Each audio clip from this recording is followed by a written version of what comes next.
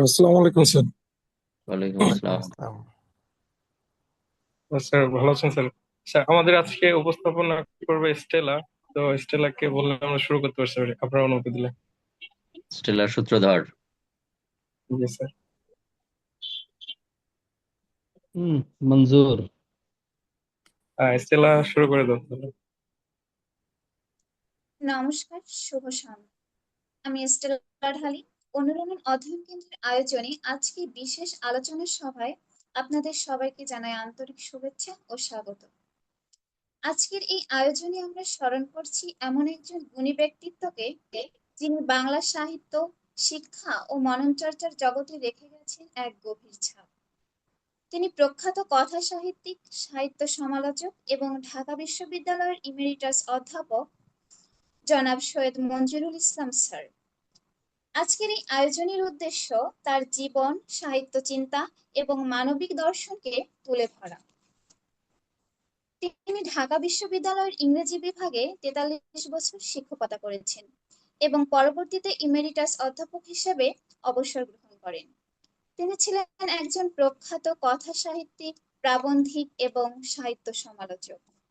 তার লেখা বইগুলোর মধ্যে রয়েছে পুস্তক প্রকাশনা ও সম্পাদনা প্রসঙ্গ, থাকা না থাকার গল্প, কাঁচ ভাঙা রাতের গল্প। এখন আমরা আমাদের শ্রদ্ধেয় শিক্ষকদের থেকে কিছু মতামত এবং স্মৃতিচারণ শুনব। জনাব সুকান্ত বিশ্বাস স্যারকে অনুরোধ করছি স্যারের বক্তব্য আমাদের সামনে উপস্থাপন করার জন্য। আমি বলবো। আচ্ছা, থ্যাংক ইউ। ধন্যবাদ স্টেলা। সবাইকে শুভেচ্ছা জানাচ্ছি আমার তরফ থেকে। আম, আমরা মঞ্জুর স্যারকে, আমাদের এসএমআই স্যার সৈয়দ মঞ্জুরুল ইসলাম, আমরা এসএমআই বলতাম আমাদের বিভাগে। আহ, স্যারদের এরকম সংক্ষেপে আহ, সবখানেই আছে এই চর্চা। তার মধ্যে আমাদের ওখানে আমরা এটা বেশি বলতাম এসএমআই স্যার। উনি আমাদের এসএমআই স্যার হিসেবেই আমাদের কাছে খুব পরিচিত ছিলেন। তো স্যারকে আমরা হঠাৎ হারিয়ে ফেলেছি, এটাই প্রকৃতির নিয়ম। আম, তো হারিয়ে ফেলার পরে আমরা আবার খুঁজে পাওয়ার চেষ্টা করছি। এইটা একটা নতুন ব্যাপার, মানে বা এটা চিরকালীন একটা ব্যাপার। রবীন্দ্রনাথের গানের একটা লাইন আছে, তোমায় নতুন করে পাবো বলে হারাই ক্ষণে ক্ষণ। আম, আসলে স্যারকে পাওয়ার চেষ্টা করছি আমরা। 2003-এ মার্চে আমরা ভর্তি হয়েছিলাম, এপ্রিলে মাঝামাঝি ক্লাস শুরু হয়েছিল। এই যে একটা হ্যান্ডবুক, এটা ঝাপসা দেখা যাচ্ছে হয়তো। এটা হচ্ছে আমাদের দেওয়া হয়েছিল। ঝাপসা হচ্ছে না? দেখা যাচ্ছে? দেখা যায় না হয়তো, এই যে একটু দেখা যায় হয়তো। এইটা হচ্ছে আমাদের হ্যান্ডবুক, মানে যে সিলেবাস ছিল, শিক্ষকদের পরিচিতি ছিল, বিভাগ সম্পর্কে উম, কথাবার্তা ছিল। হ্যাঁ। তো এটা পেয়েছিলাম ফার্স্ট ইয়ারে, সেখানে শিক্ষকদের সম্পর্কে জেনেছিলাম। মঞ্জুস স্যারের পরিচিতিতে আহ, ওখানে স্যারের লেখালেখি সম্পর্কে একটা পরিচয় ছিল। স্যার বাংলাতেও লিখতেন, আমরা জানতে পেরেছিলাম। বাংলা, বিশেষ করে ছোট গল্প লিখতেন স্যার। ওই সময়ের কথা বলছি, যখন আমরা ভর্তি হলাম জানলাম যে স্যার গল্প লেখেন, উপন্যাসও লেখেন। মূলত গল্প বেশি লেখেন, সেইভাবে আমরা জানতে পারলাম। আমরা যখন ভর্তি হলাম স্যার, তখন তো তার 50-এর মানে আর্লি 50s, 50-এর শুরুর দিকে, 50-এর কোটায়। ওই সময়ে ইংরেজি বিভাগে বেশ কয়েকজন দিকপাল শিক্ষক ছিলেন, তার মধ্যে উল্লেখযোগ্য ছিলেন সৈয়দ মঞ্জুরুল ইসলাম, যেমন খন্দকার আশরাফ হোসেন, কাশীনাথ রায়, ফখরুল আলম, কায়সার হক। এরা বিশেষ করে উল্লেখযোগ্য। আহ, তো ইংরেজি বিভাগে ভর্তি হওয়াটা, আমরা বিভিন্ন জায়গা থেকে গেছি। আহ, আমি গ্রাম থেকে গেছি কিছুটা। ইংরেজি বিভাগে ভর্তি হওয়াটা আমার সাহিত্যের প্রতি দুর্বলতা ছিল ভীষণভাবে, এই জন্য ইংরেজি বিভাগে গেছি। বাংলাতে যাইনি, সেটা একটা ঔপনিবেশিক চর্চার মননের ব্যাপার আছে আমাদের। তো ইংরেজিতে গেলাম। তো ফার্স্ট ইয়ারে এই স্যারকে পেয়েছিলাম, মানে স্যার হলো আম, আমাদেরকে সনেট, শেক্সপিয়ারের সনেট, দুইটা সনেট পড়িয়েছিলেন। ফার্স্ট ইয়ারের যে কোর্স, সেই কোর্সটা অনেকে পড়িয়েছিলেন। শওকত স্যার পড়িয়েছিলেন, রকিব স্যার পড়িয়েছিলেন, স্যার এখন অস্ট্রেলিয়াতে মোনাশ ইউনিভার্সিটিতে পড়াচ্ছেন। আম, তারপরে মঞ্জুস স্যার পড়িয়েছিলেন, অন্তত দুটো কবিতা স্যার পড়িয়েছিলেন, ওই সনেট 18 আর সনেট 130।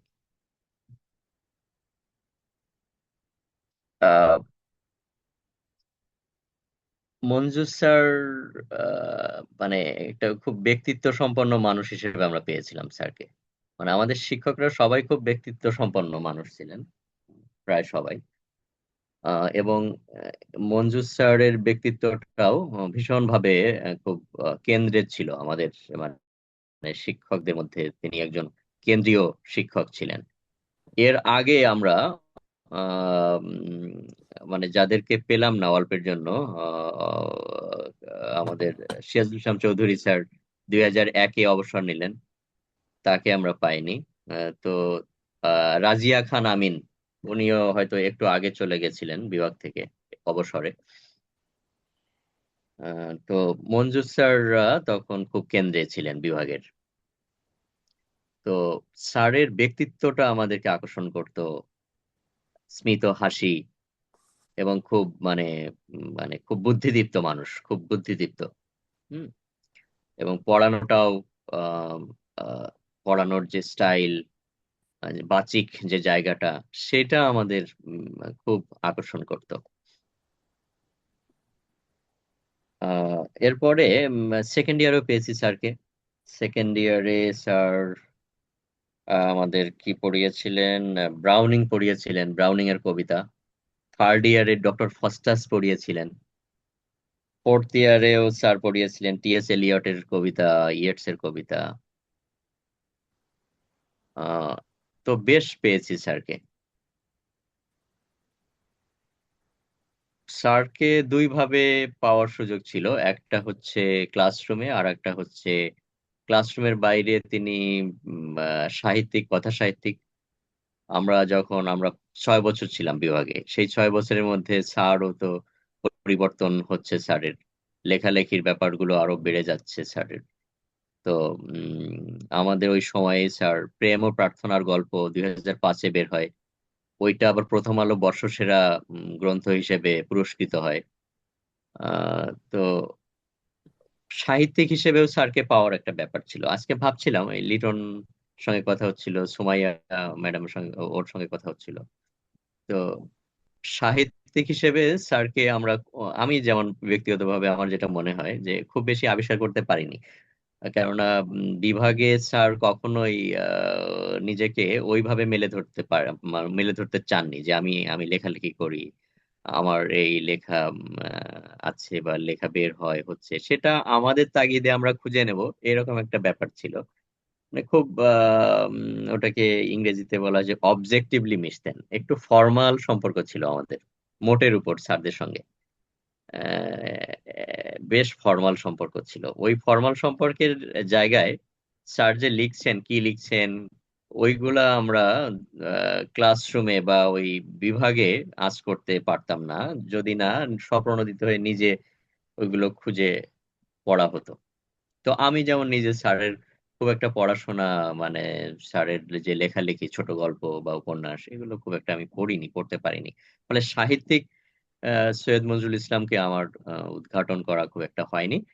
আম, কিন্তু স্যারকে মানে মিডিয়ায় এবং স্যারের কলাম পড়েছি, প্রথম আলোয়, মাঝে মধ্যে রাজনৈতিক কলাম। স্যার বিবিসি বাংলায় সাক্ষাৎকার দিতেন, মাঝে মধ্যে স্যারের রাজনৈতিক মতামত নেওয়া হতো, মানে সমসাময়িক বিভিন্ন বিষয়ে মতামত নেওয়া হতো।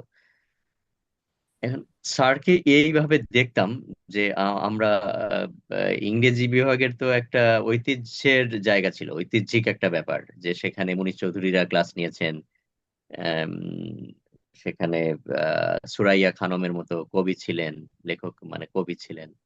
আম, কবির চৌধুরী ছিলেন। আহ, এবং আমাদের সময় এই যে স্যাররা ম্যাডামরা ছিলেন। তো ইংরেজি বিভাগের যে ঐতিহ্যের জায়গা, সেই জায়গায় মানে ভালো লাগতো যে আমাদের এরকম শিক্ষকদের কাছে আমরা পড়ছি। এবং আমি স্যারদের আমাদের সময় বা আগে পরে আহ, যারা বাংলা এবং ইংরেজি দুই ভাষাতে লিখেছেন, তাদের মধ্যে কিন্তু খন্দকার আশরাফ হোসেন, সৈয়দ নজরুল ইসলাম, কবির চৌধুরী, মনির চৌধুরী এরা খুব উল্লেখযোগ্য। কাজল বন্দ্যোপাধ্যায়ও পরে যুক্ত হন। তো আম, আমি ব্যক্তিগতভাবে আমার একটু লেখালেখির ইচ্ছে করতো। আহ, আমি স্যারদের বই পুস্তকগুলো সংগ্রহ করতাম। উম, তো খন্দকার আশরাফ হোসেন নিজে কবি ছিলেন, এবং ওই যমুনা পাড়ের নদী ভাঙন এলাকার মানুষ, জামালপুর সরিষাবাড়ি। তো আশরাফ স্যার আমাকে বা আমার মতো কাউকে কাউকে একটু বেশি স্পর্শ করতে পেরেছিলেন। যে আশরাফ স্যার যেভাবে এসেছেন, যে পটভূমিতে থেকে, গ্রাম থেকে, মানে মানে গ্রাম এলাকা থেকে, আমরাও ঠিক ওই পরিমণ্ডল থেকে এসেছি, আমার মতো অনেকে। তো আশরাফ স্যার ওই যে একটা শ্রেণী চরিত্রের জায়গায়, ইংরেজি বিভাগের এই শ্রেণী চরিত্রের জায়গাটা একটু আলোচনায় আনতে হবে। সেইখানে আমরা আম, আহ, এটা ঠিক সমালোচনা না, এটা একটা বাস্তব জায়গাটাকে ছোঁয়া। আম, মঞ্জুর স্যার, আম, কায়সার স্যার, ফখরুল স্যার, এই স্যাররা একটু বেশি ফর্মাল ছিলেন আমাদের সাথে। উম, সেইখানে আশরাফ স্যার একটু আমাদেরকে বেশি, আমার মতো কাউকে কাউকে একটু বেশি বেশি স্পর্শ করতে পেরেছিলেন। এবং আশরাফ স্যার যে কবিতা লিখতেন বা সাহিত্য সমালোচক ছিলেন, এই জায়গাটা আমরা বেশি জানতে পেরেছিলাম। এবং স্যার হয়তো কবিতা পড়াচ্ছেন, রোমান্টিক পোয়েট্রি অথবা সীমা সেনী, আম, তখন তিনি নিজের কবিতা বা অন্যান্য বাংলা কবিতাগুলা বা রবীন্দ্রনাথকে স্পর্শ করছেন, কবিতা আম, বলছেন, নিজের কবিতাও বলছেন। আচ্ছা, আমি কয়েক সেকেন্ড, একটু আমার একটা জরুরি।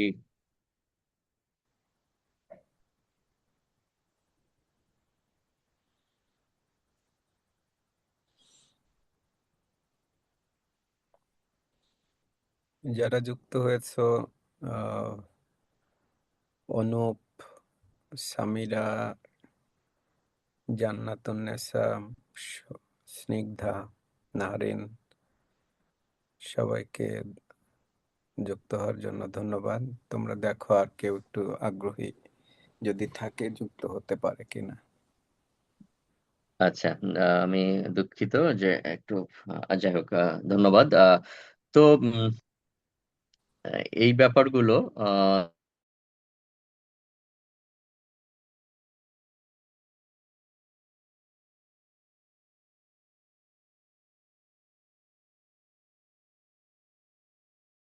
তারা মানে আমরা তাদের এত কাছাকাছি যেতে না পারলেও একলব্যের মতো আমরা, আমরা মহাভারতে একটা গল্প আছে, সেটা একটু একলব্য, যে দ্রোণাচার্য হলেন অস্ত্রগুরু, মহামহিম অস্ত্রগুরু।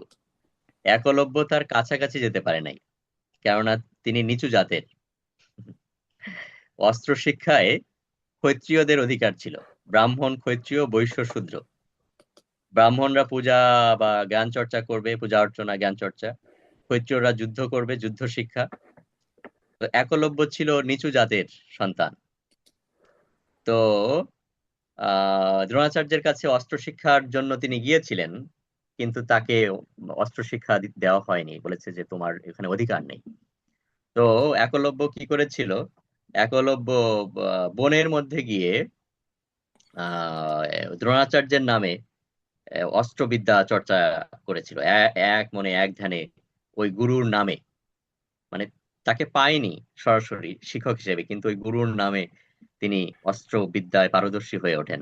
এবং পরবর্তীতে নাটকীয় ভাবে দ্রোণাচার্যের সঙ্গে এবং তার শিষ্যদের সঙ্গে অর্জুন বা অন্যান্যদের সাথে দেখা হয়েছিল। এবং দেখা হলে দ্রোণাচার্য নিজে খুব বিস্ময়াভিভূত হয়েছিলেন যে একলব্য কিভাবে এ- এই কঠিন ধনুর্বিদ্যা বা মানে অস্ত্রবিদ্যা আয়ত্ত করেছে। যাই হোক, আমরা যারা তাদের কাছে যেতে পারি, তারাও ওই একলব্যের মতো চেষ্টা করেছি বা করছি যে কিভাবে স্যারদের সেই যে মানে অসম্ভব তাদের যে মেধা, মননশীলতা, সেই জায়গাগুলোকে স্পর্শ করা যায় বা তাদের অনুসরণ করা যায়। হ্যাঁ, এই তারা একটা আলোকবর্তিকার মতো আমাদের কাছে। যাই হোক, আম, আমি বেশ খানিকটা সময় নিয়ে ফেললাম হয়তো। তো Manju sir, Fakhrul sir, Kaiser sir, এই যে স্যাররা, এই তিনজন খুব মানে প্রভাব বিস্তারী শিক্ষক বাংলাদেশের একাডেমিয়াতে, বিশ্ববিদ্যালয় বা জ্ঞান চর্চার জায়গাগুলোতে। তারা ভীষণ প্রভাবিত করেছে এবং এখনো করে যাচ্ছেন। তার মধ্যে তিন তিন ত্রয়ী বা তিন নক্ষত্রের মধ্যে একটা নক্ষত্রের পতন হয়ে গেল। এত বেশি তারুণ্যদীপ্ত ছিলেন আহ, এই তিনজন। এবং মঞ্জু স্যার চলে গেলেন তার মধ্যে। মানে ভাবতেই পারিনি কখনো যে মঞ্জু স্যার হঠাৎ করে ছুটি নিবেন।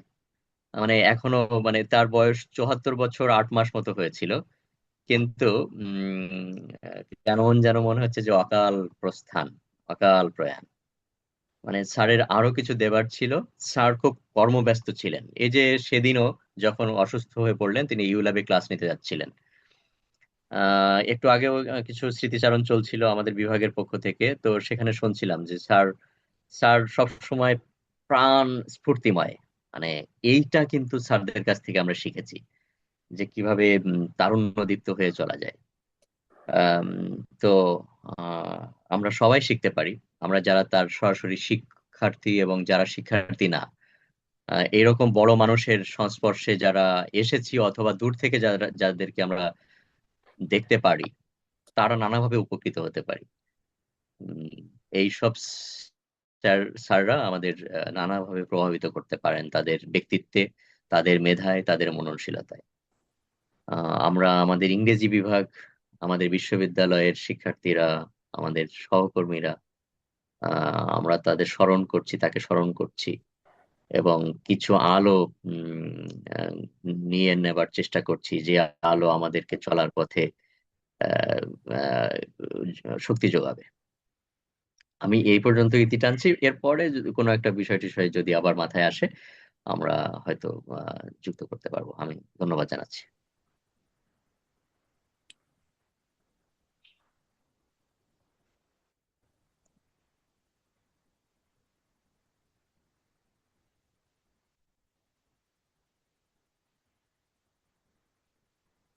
আচ্ছা,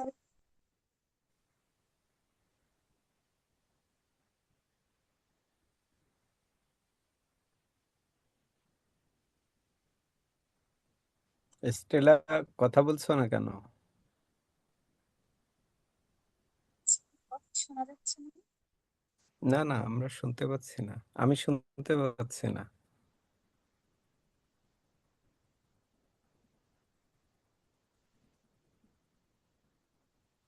আচ্ছা, শোনা যাচ্ছে আমাকে? হ্যাঁ, এখন শুনতে পাচ্ছি।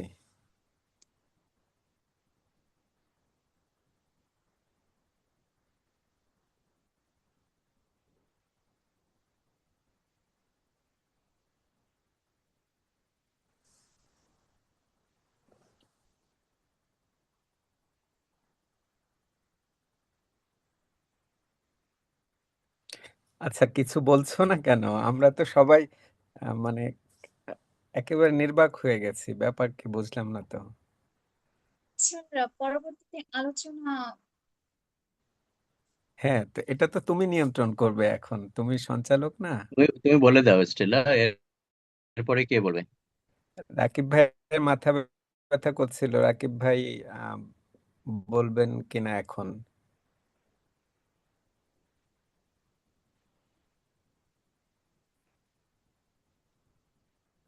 রাকিব ভাই আছেন?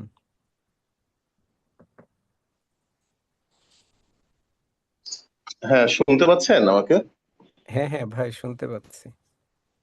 হ্যাঁ, একটু সমস্যা হচ্ছে, অন্ধকারে আছি বসে, আলোতে একটু সমস্যা হচ্ছে, ও মাথা ব্যথা করছে। আচ্ছা। তো আমরা আহ, সুকান্ত দাদার বক্তব্য শুনলাম। তিনি অত্যন্ত সুন্দরভাবে সৈয়দ মঞ্জুরুল ইসলাম স্যার সম্পর্কে তার অভিজ্ঞতার কথা আমাদের শিক্ষার্থীদের সামনে এবং আমাদের সামনে ব্যক্ত করলেন। খুব তার কথার ভেতরে আমরা যেমন পেলাম, আবার স্যারের জন্য এক ধরনের আকুতিও পেলাম। আমরা জানি যদিও সুকান্ত দাদা নিজের ভেতরের আবেগটা খুব সহজে প্রকাশ করেন না, হ্যাঁ, তারপরও আজকে তার কথার মধ্যে স্যারের জন্য যথেষ্ট আবেগ আমরা খুঁজে পেয়েছি। আমি যদিও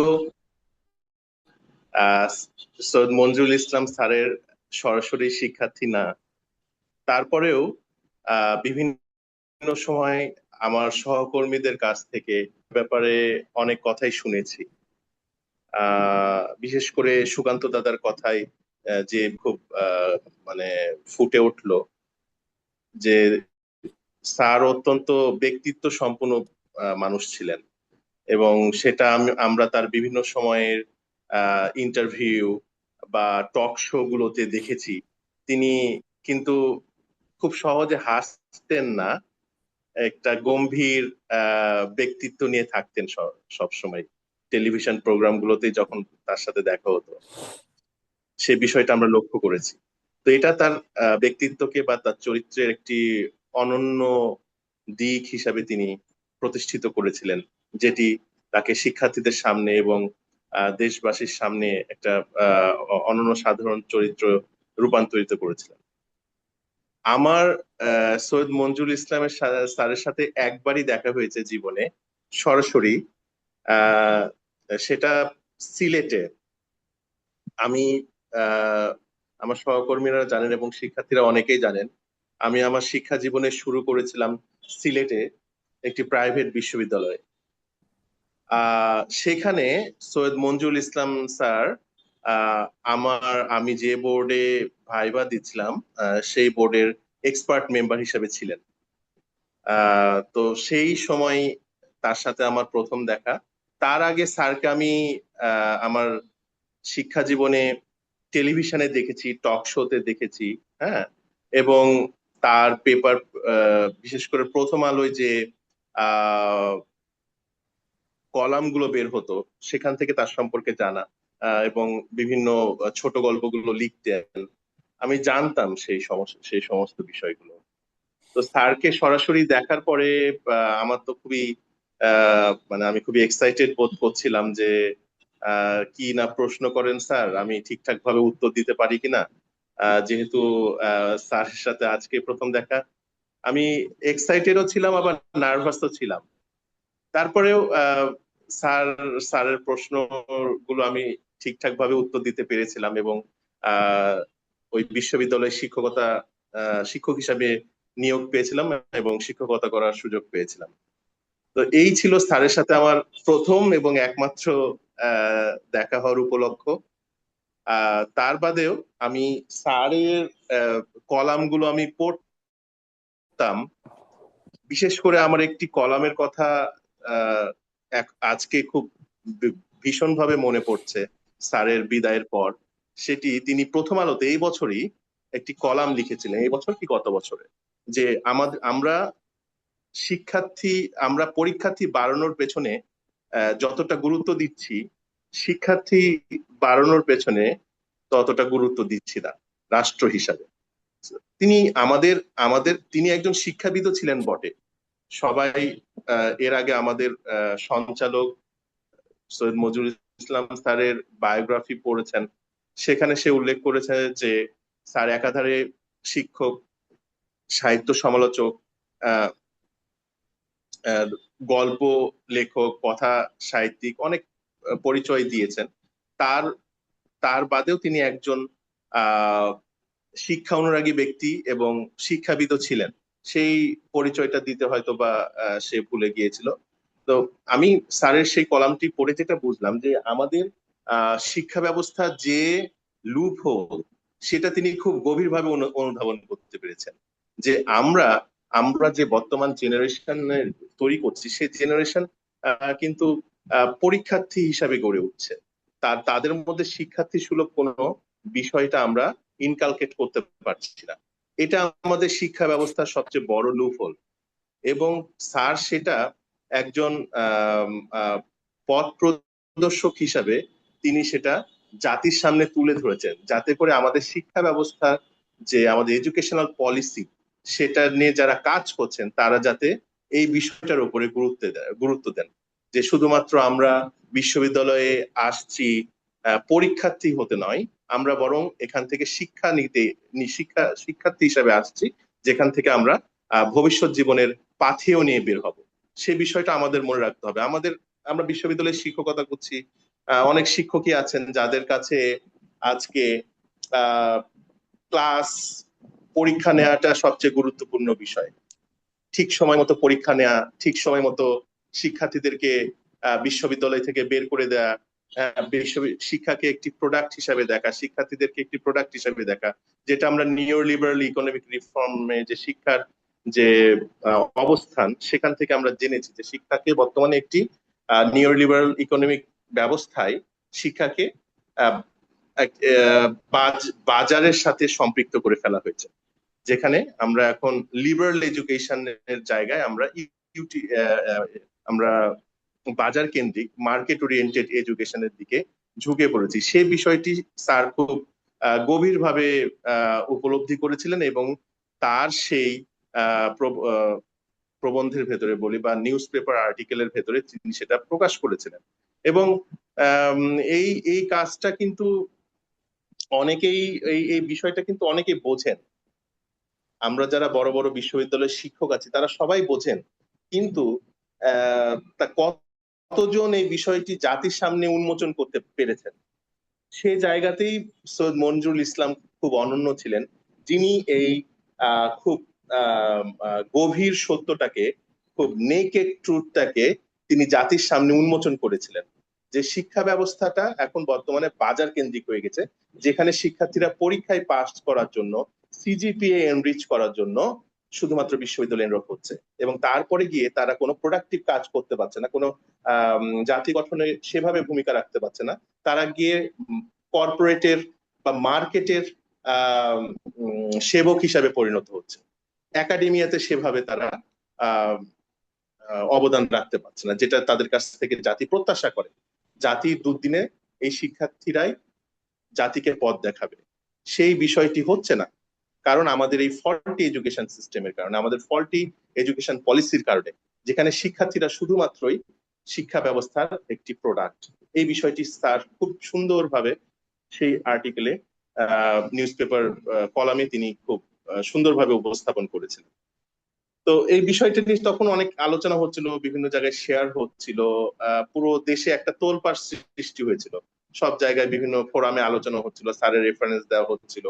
তো সেই জায়গা থেকে সৈয়দ মনজুরুল ইসলাম কিন্তু অনন্য। আরেকটি জায়গায় আমি স্যারকে খুব অনন্য বলবো, সেটি হচ্ছে আমরা মনে করি ইংরেজি শিক্ষক মানে ইংরেজি ভাষায় সে পারদর্শী হবে, সে ইংরেজিতে লিখবে, সে ইংরেজিতে সমালোচনা লিখবে, ইংরেজিতে সাহিত্য রচনা করবে, ইংরেজিতে গবেষণা প্রবন্ধ রচনা করবে, এর মধ্যে সে সীমাবদ্ধ থাকবে। কিন্তু সৈয়দ মনজুরুল ইসলামের ক্যারিয়ার গ্রাফ যদি আমরা পর্যবেক্ষণ করি, তাহলে দেখব তার মধ্যে কিন্তু এক ধরনের ট্রানজিশন ঘটেছে। তিনি ঢাকা বিশ্ববিদ্যালয়ে ইংরেজি বিভাগে লেখাপড়া করেছেন, তারপরে ঢাকা বিশ্ববিদ্যালয়ে ইংরেজি বিভাগে শিক্ষক হিসাবে জয়েন করেছেন, ইংরেজি সাহিত্যের শিক্ষক হিসাবে। তারপর কানাডায় গিয়েছেন, WB ইয়েটস এর উপরে তিনি পিএইচডি অর্জন করেছেন। তারপরে দেশে ফিরে এসে ইংরেজি বিভাগে শিক্ষকতা করেছেন এবং বাংলায় তিনি সাহিত্য রচনা শুরু করেছেন।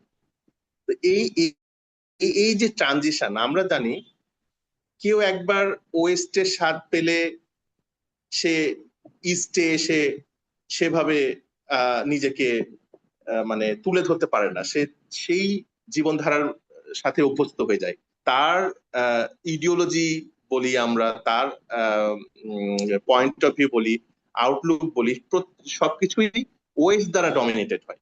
এই জায়গাতেই সৈয়দ মঞ্জুরুল ইসলাম অনন্য। তিনি ওয়েস্টে শিক্ষিত হয়েছেন, কিন্তু ওয়েস্টের ইডিওলজি, ওয়েস্টের ওয়ার্ল্ড ভিউ দ্বারা তিনি ডমিনেটেড হননি। তিনি তার নিজস্ব একটা ধারা তৈরি করেছেন। সে ধারাটা তিনি তার মাতৃভাষায় তৈরি করেছেন, সাহিত্য সমালোচনা রচনা করার মাধ্যমে, সাহিত্য রচনা করার মাধ্যমে, বিভিন্ন সাময়িকীতে লেখালেখি করার মাধ্যমে তিনি একটি নতুন ধারার সূচনা করেছেন। এবং তার লেখালেখি গুলো আমরা যদি একটু গভীরভাবে পাঠ করি তাহলে দেখব যে যে তার লেখাগুলো কিন্তু চরমভাবে উত্তর আধুনিক লেখা, এবং তার লেখাগুলো তার ব্যক্তিগত জীবনের অনেক রিফ্লেকশন আমরা দেখতে পাই। বিশেষ করে তার চাইল্ডহুড এক্সপিরিয়েন্স এর একটি রিফ্লেকশন তার লেখাগুলোর মধ্যে আমরা পাই। যে আমরা যদি বিশেষ করে তার শর্ট স্টোরি গুলো, তার চাইল্ডহুডের যে বিভিন্ন ক্যারেক্টার গুলোর মধ্যে তিনি তার চাইল্ডহুডের এক্সপিরিয়েন্স গুলোকে তিনি রিফ্লেক্ট করতেন, এবং তার লেখার ভেতরে আমরা সারিয়ালিস্টিক এলিমেন্ট পাই খুঁজে।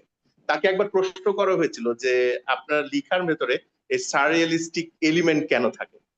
তখন তিনি উত্তরে বলেছিলেন যে আমি ছোটবেলায় ফেয়ারি টেল অনেক শুনতাম আমার আশেপাশে, তো সেই জায়গা থেকেই আমার লেখালেখির ভেতরে এই সারিয়ালিস্টিক এলিমেন্ট গুলো চলে আসে। কারণ সারিয়ালিজমটি, তার মধ্যে সারিয়ালিজম এবং রিয়েলিজম একটা কয়েনের এপিটোপিট, একটা কয়েনের এপিটোপিট। যে একটা কয়েনের এপিটে যদি থাকে রিয়েলিজম, তার অপর পিঠে সারিয়ালিজম। এই কারণে তিনি তার লেখাগুলোর ভেতরে এক ধরনের সুপার রিয়েলিটি তৈরি করতেন by adding surrealistic elements in his writings. তো এই জায়গা থেকে তার লেখাগুলো বেশ অনন্য ছিল। আর সর্বশেষে আমি বলতে চাই যে আমরা সবাই তার সম্পর্কে জানি কম বেশি।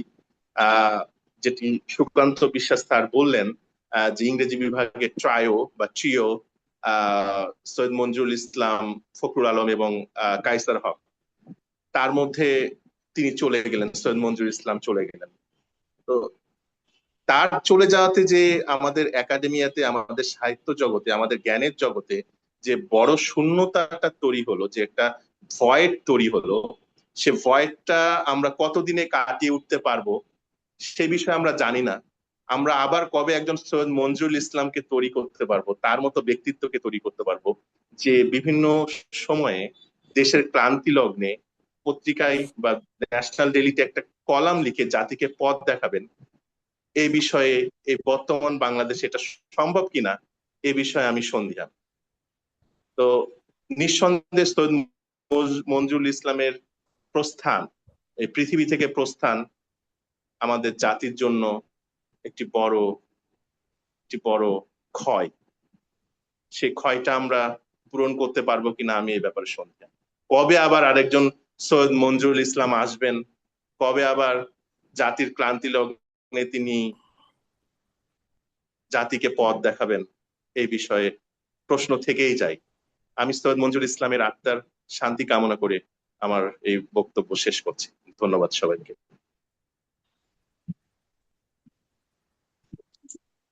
ধন্যবাদ রাকিবুল ইসলাম স্যারকে।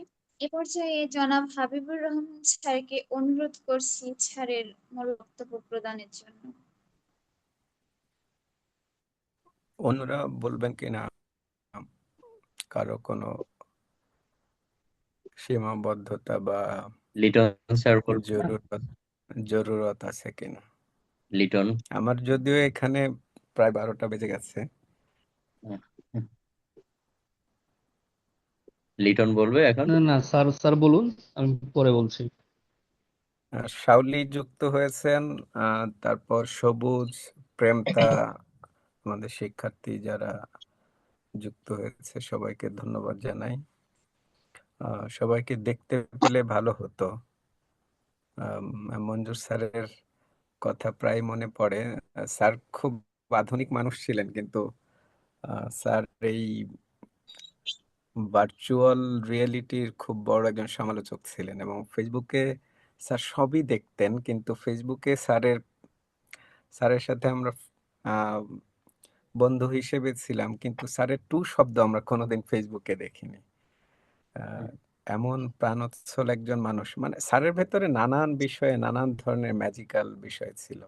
যেমন আজকেই আমাদের বিজয় স্যারের মুখে শুনছিলাম, ইউকে বেসড একটা আমাদের বিভাগের একটা ব্যাচ এবং তাদের বন্ধুরা কয়েকজন মিলে স্যারের স্মরণ সভা করছেন।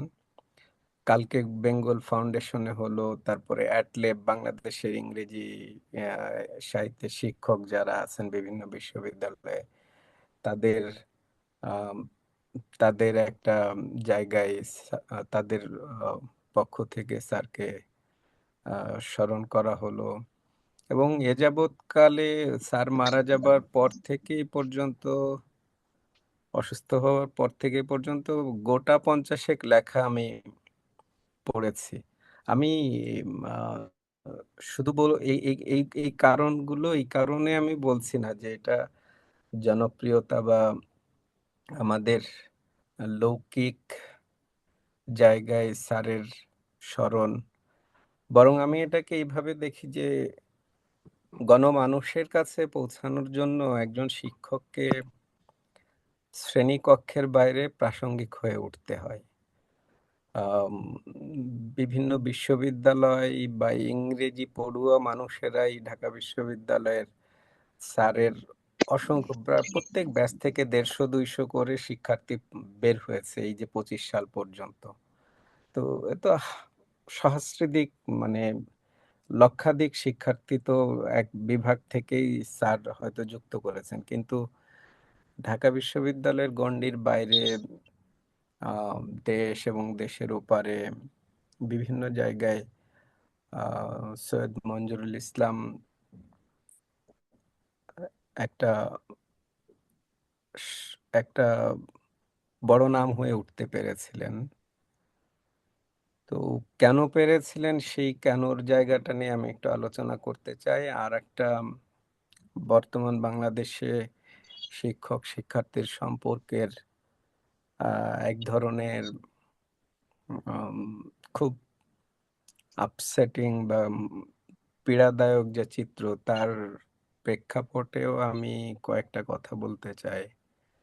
আম, সৈয়দ মঞ্জুরুল ইসলাম স্যার কিংবা আমাদের অন্যান্য যেসব শিক্ষকদেরকে আমরা বিভাগে পেয়েও পাইনি, অথবা নানান বিষয় নিয়ে তাদের ব্যক্তিগত আদর্শ, আম, তাদের শ্রেণীবোধ, তাদের আরবান এলিট ইন্টেলেকচুয়াল পরিচিতি, এইসব কিছু নিয়ে আমাদের অনুযোগ, অভিমান, অভিযোগ সবসময় ছিল। এবং শিক্ষার্থী থাকা অবস্থায় অপরিপক্ক অনেক রাগ, ক্ষোভ, অভিমান শিক্ষার্থীদের তরফ থেকে শিক্ষকদের বিরুদ্ধে অথবা শিক্ষকদের উপরে আহ, বর্ষিত হয়।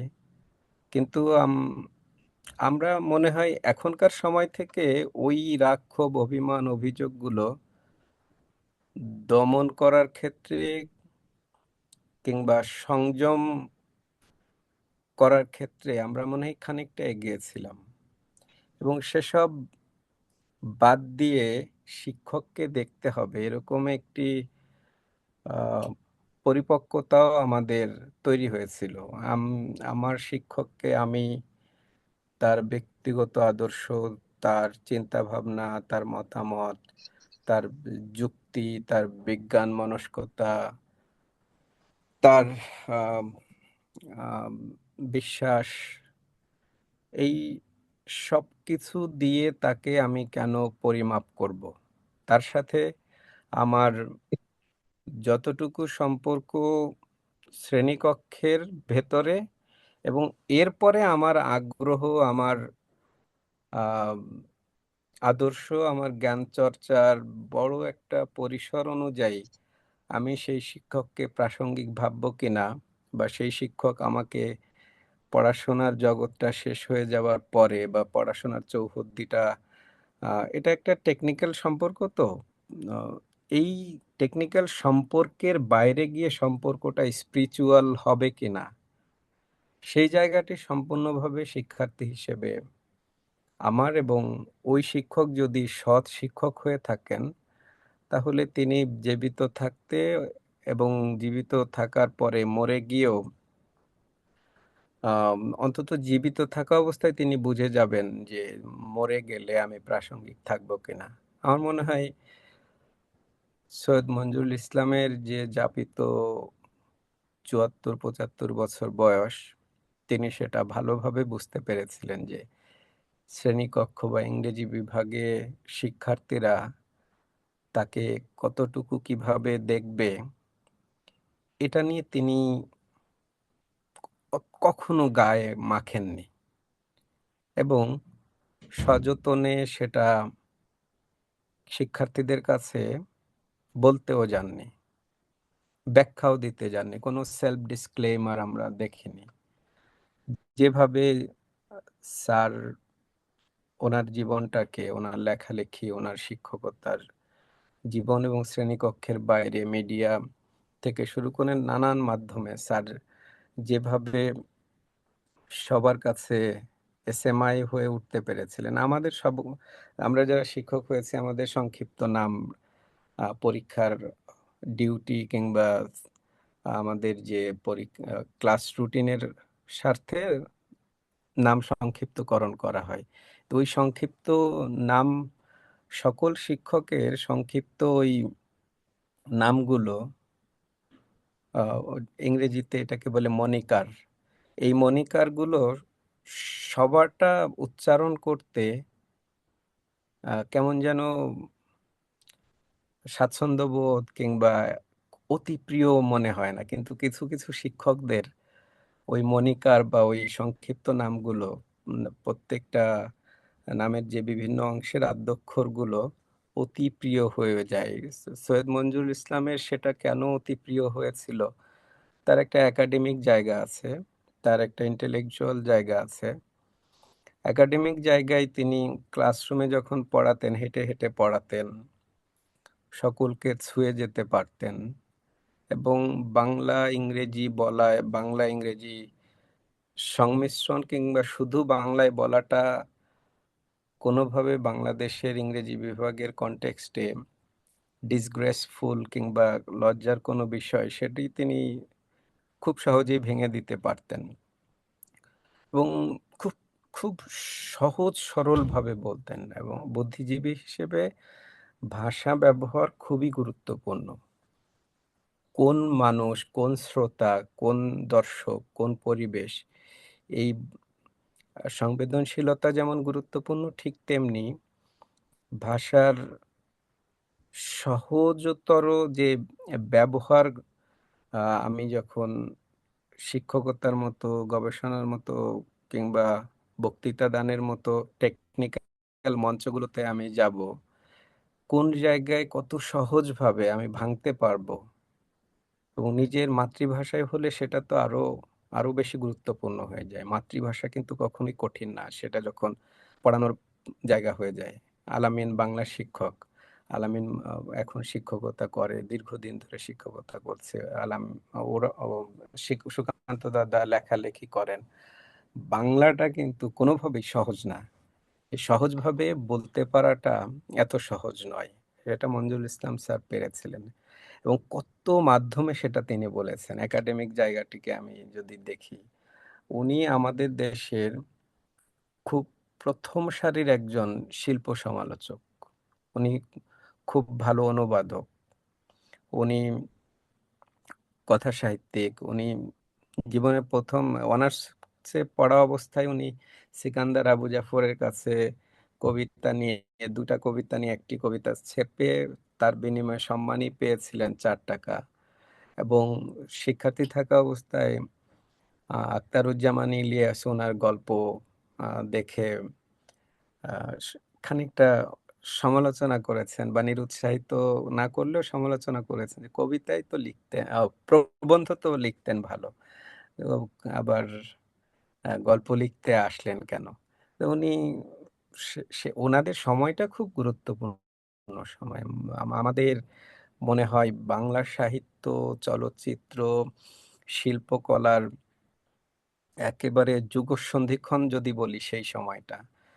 আম, আমাদের কাছে নানান কারণে সলিমুল্লাহ খান স্যার খুবই সমাদৃত।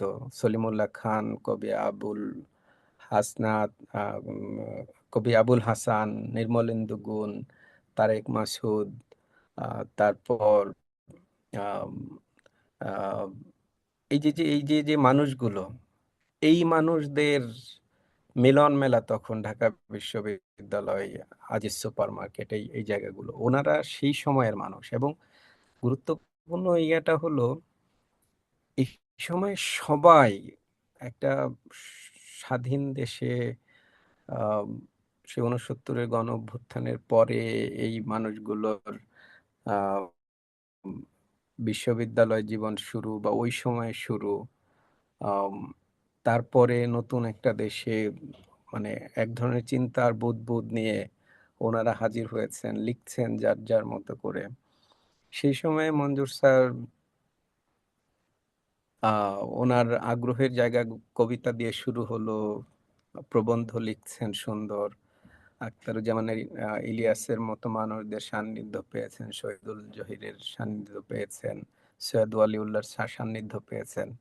আবার আহ, টুকটাক লেখালেখি শুরু করেছেন, কথা সাহিত্য। এর ভিতরে পিএইচডি করতে চলে গেছেন কানাডায়, ইয়েটসের উপরে।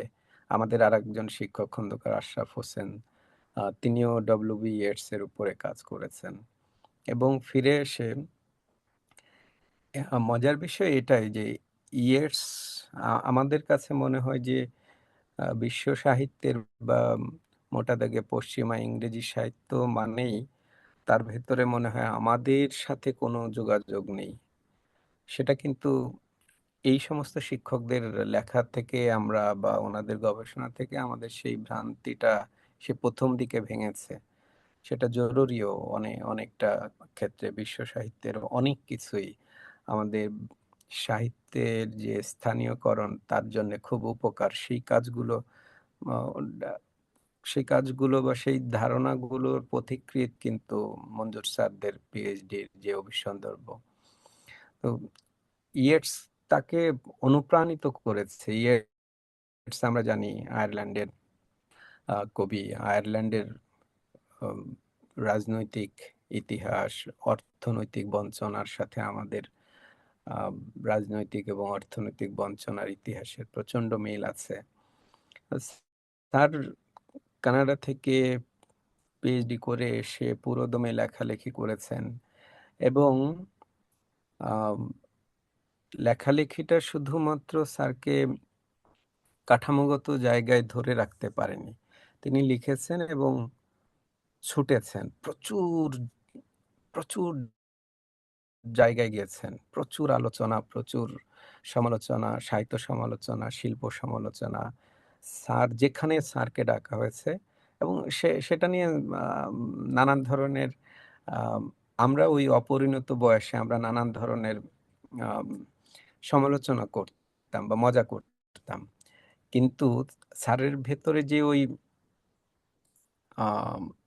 হাঙ্গার বা ক্ষুধা ছিল মানুষের সাথে মেশার, এমনি এমনি তো সৈয়দ মঞ্জুরুল ইসলাম নানান জায়গায় এত গুরুত্বপূর্ণ হয়ে উঠতে পারেননি। স্যারের ওই ক্ষুধাটা, অর্থাৎ মানুষের সাথে মানুষকে মেলানোর যে আকাঙ্ক্ষা, সেটা স্যারকে তাড়িয়ে বেরিয়েছে এবং প্রচুর জায়গায় গিয়েছেন।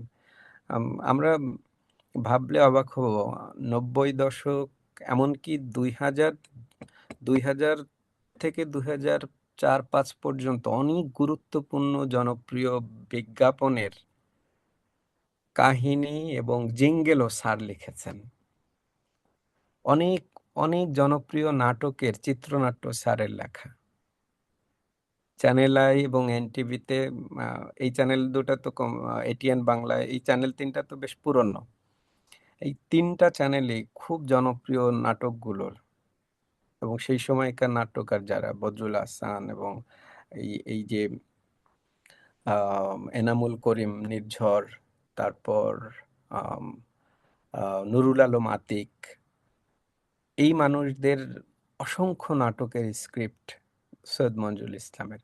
আমি কেন বলছি যে এই যে চতুর্মুখী একটা জায়গা আমার শ্রেণীকক্ষের বাইরে, এই যে গণমানুষের শ্রদ্ধা, স্মরণ কিংবা স্বীকৃতি, এটার যে একটা নেশা, এই এই এই নেশাটা বা এই স্বীকৃতি জীবিত থাকলে একজন মানুষ যখন টের পান যে আমার কদর আছে, আমাকে মানুষ চায়, আমি মানুষের কাছে যাব এবং আমাকে নানান মাত্রায় বেঁচে থাকতে হবে। একটু আগে ফখরুল স্যারের কথায় আমি শুনছিলাম যে উনি সিলেটে সেকেন্ড ডিভিশন ক্রিকেট লিগ খেলেছেন এবং ঢাকা বিশ্ববিদ্যালয়ে ওনার নেতৃত্বে ঢাকা বিশ্ববিদ্যালয়ের শিক্ষকদের প্রথম টুর্নামেন্ট হয়েছে, ক্রিকেট টুর্নামেন্ট। ফখরুল স্যার আমরা জানতাম টেনিস খেলতেন ভালো, মঞ্জুর স্যার ক্রিকেট খেলতেন। তো এই মানুষটাকে যত আমরা জানবো তত বেশি আমাদের মনে হবে এত কর্মচঞ্চল, এত বেশি মানুষের সাথে, এবং প্রত্যেকটা জিনিস কিন্তু ঘরের ভেতরের জিনিস না।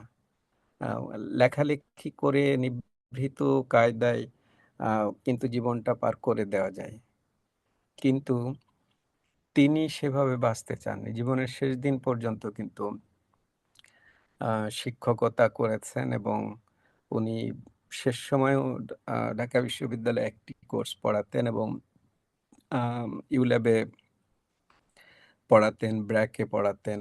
আম, তো বাংলাদেশের প্রায় প্রত্যেকটি প্রাইভেট এবং পাবলিক ইউনিভার্সিটি যেখান থেকে ডাক আসতো তিনি সেখানে যেতেন এবং এই বিশ্ববিদ্যালয়গুলোর কারিকুলাম থেকে তৈরি শুরু করে শিক্ষক নিয়োগে সবখানে ওনাদের আহ, ফখরুল স্যারের সাথে আমি কাজ করার সুযোগ পেয়েছি। মঞ্জুর স্যারকে আহ, টানা 3বার আমি যখন কিছু দায়িত্ব পেলাম বিশ্ববিদ্যালয়ে, টানা 3বার মঞ্জুর স্যারকে আনতে গিয়েও বা যোগাযোগ করেও পারিনি। আমাদের একটা নবীন বরণে আমাকে দায়িত্ব দেওয়া হলো যে মঞ্জুর স্যারকে যদি মূল বক্তা হিসেবে আনা যায়।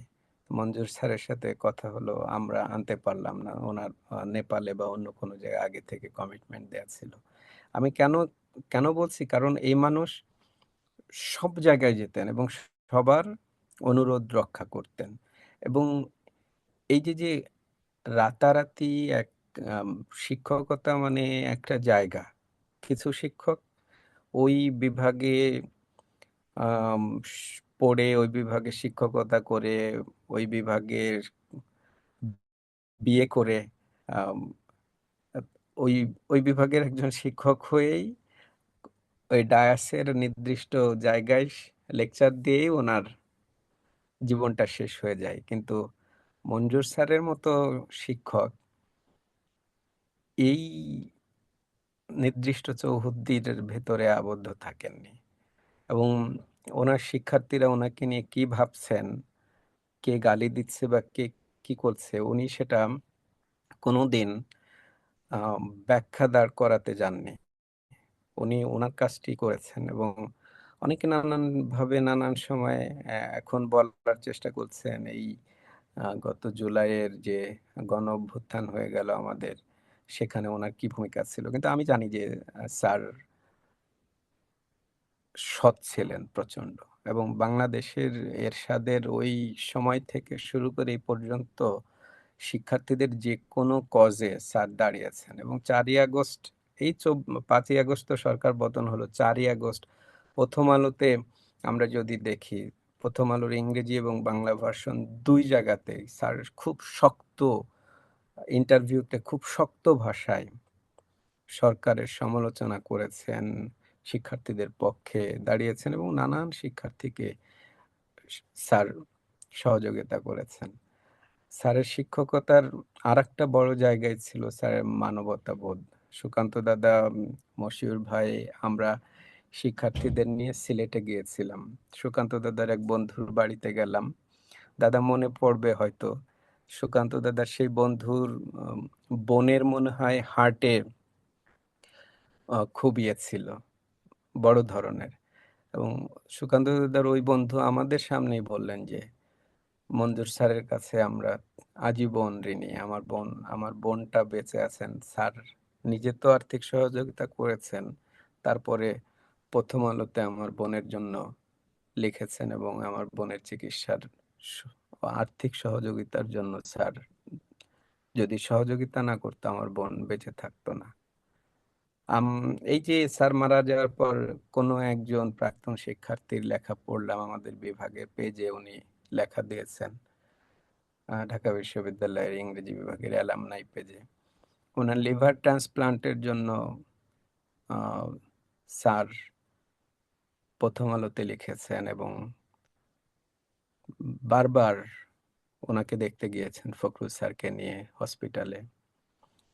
স্যারের একটা ইন্টারভিউ থেকে জেনেছি 90-এর গণ আন্দোলনের সময়, এরশাদ বিরোধী আন্দোলনের সময় বিভিন্ন ছাত্র সংগঠনের ছাত্র নেতারা যখন আহ, গুলিবিদ্ধ হয়েছেন ঢাকা মেডিকেল কলেজে, স্যার ছুটে গিয়েছেন তাদের খোঁজ খবর নিতে।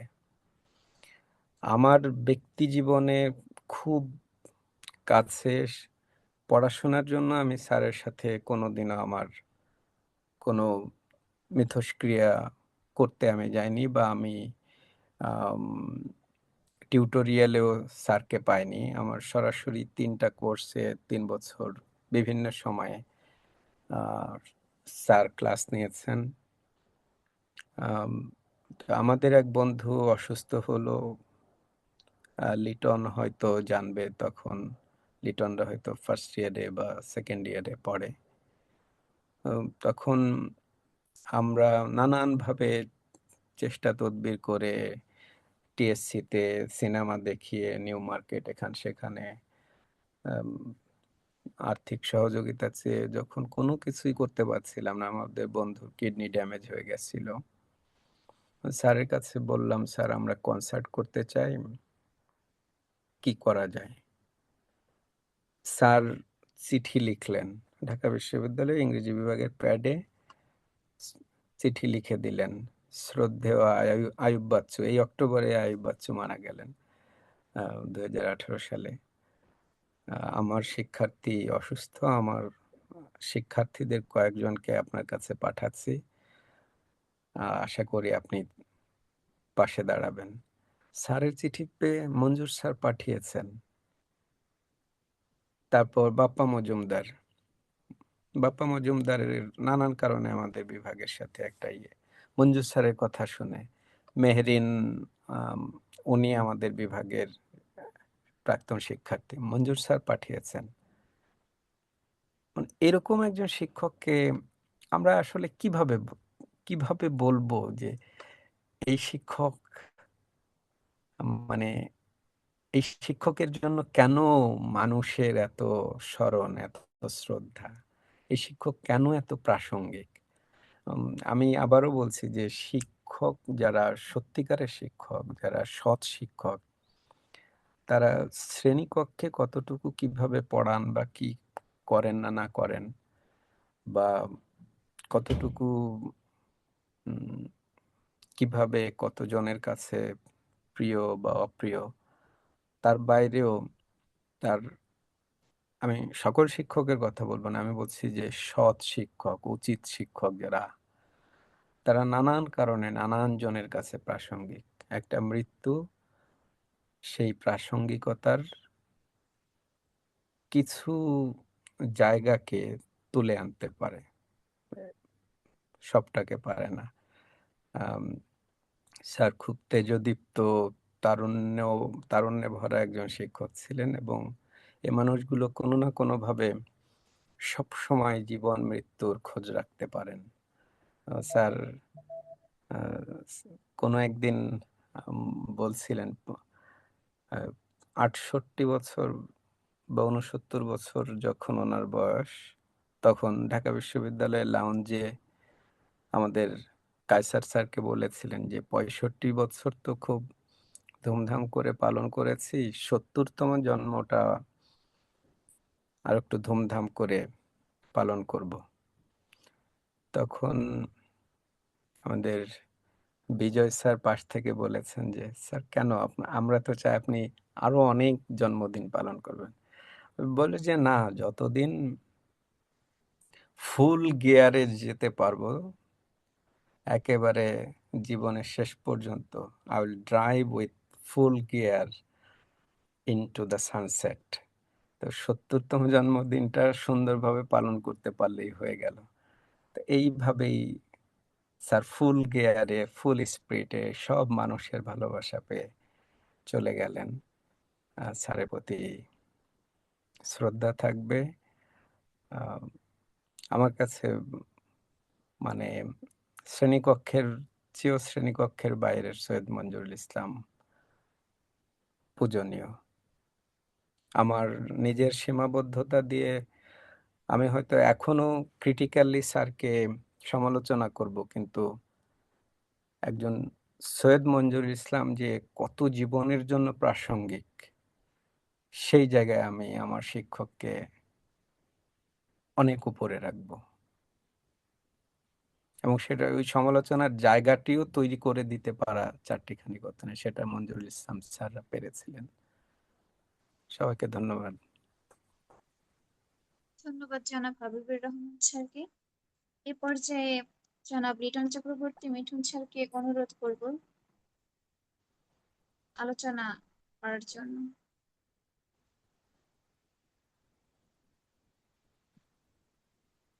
স্টেলা, তোমাকে অসংখ্য ধন্যবাদ। আমি তন্ময় হয়ে হাবিব স্যারের কথাগুলো শুনছিলাম, এবং আহ, হাবিব স্যার যত গুছিয়ে বলেছেন আমি সম্ভবত তার ধারে কাছে যেতে পারবো না, কারণ যেহেতু আমি আহ, সৈয়দ মনজুরুল ইসলাম স্যারের অনেক নবীন শিক্ষার্থী ছিলাম।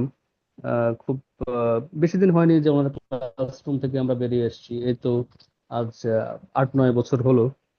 কাজে এই ওনার স্মৃতিগুলো এখনো খুব তরতাজা আছে, এবং যেভাবে তিনি আমাদের তরুণদেরকে খুব করে ছুঁয়ে যেতে পেরেছেন, তো তার ঝাঁকুনি এখনো আমার মধ্যে রয়ে গেছে। আমি যেদিন তিনি মারা গেলেন, মানে বিকেল ৫টায় মারা গেলেন, তখন আমি আমেরিকায় ছিলাম। তখন আমেরিকায় ভোর ৫টা। তো আমি ঘুম থেকে উঠতে উঠতে প্রায় আমেরিকার সময় সকাল ৮টা, বাংলাদেশ সময় সন্ধ্যায় ৮টা। উঠে যেটা আমাদের সবার হয় আর কি, আমরা একটু সোশ্যাল মিডিয়ায় দেখি কি আপডেট আছে। আমি খুলেই দেখি প্রথমে আমার এক বন্ধুর স্ট্যাটাস যে স্যার তো আর নেই। এবং এর সাথে সাথে বলতে গেলে এক প্রকার রুদ্ধ হয়ে গিয়েছিলাম। বেশ কয়েকটা দিন সময় লেগেছিল ঠিক হওয়ার জন্য। এমনকি আমি ওই দিন আমার স্ত্রীর সঙ্গে ঝগড়া করছিলাম, মানে কারণে অকারণে বিভিন্ন বিষয়ে মন বিষিয়ে উঠেছিল আর কি। তো স্যারের মৃত্যু ব্যক্তিগতভাবে আমাকে যেমন অসংখ্য অনুরাগী শিক্ষার্থীকেও ঠিক একইভাবে ছুঁয়ে গেছে। সবচেয়ে দুঃখজনক বিষয় হচ্ছে যে হাবিব স্যারের জন্য সেটা প্রযোজ্য যে স্যার মারা গিয়েছেন, আমরা কেউ দেশে ছিলাম না। অর্থাৎ আমি এখন বাংলাদেশে ফিরে এসেছি, যে দেশে এখন স্যার নেই। হাবিব স্যার যখন বাংলাদেশে ফিরবেন, তার প্রিয় শিক্ষককে তিনি পাবেন না। তো এই বেদনাটা আমাদের দুজনের জন্যই আসলে একই রকম ভাবে প্রযোজ্য। তো যাই হোক, হাবিব স্যারের কথা সূত্র ধরেই বলি। তিনি বলেছেন যে আমাদের বিভাগের সব শিক্ষকই আসলে তাদের ইনিশিয়ালস তারা পরিচিত। মঞ্জু স্যারের ক্ষেত্রে যেমন SMI। তো মঞ্জু স্যার মানুষটা এমনটাই ছিলেন, যিনি সব সময় নিজেকে নিয়ে ঠাট্টা করতে পছন্দ করতেন। তার রসবোধ সম্ভবত তার নানার কাছ থেকে সংক্রামিত। তার আহ, মায়ের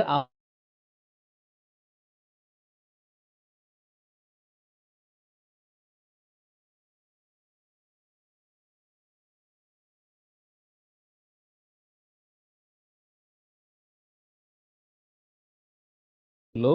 তো উনি বলতেন কি, হু এম আই, SMI। অর্থাৎ নিজেকে নিয়ে তিনি এরকম মজা করতেন।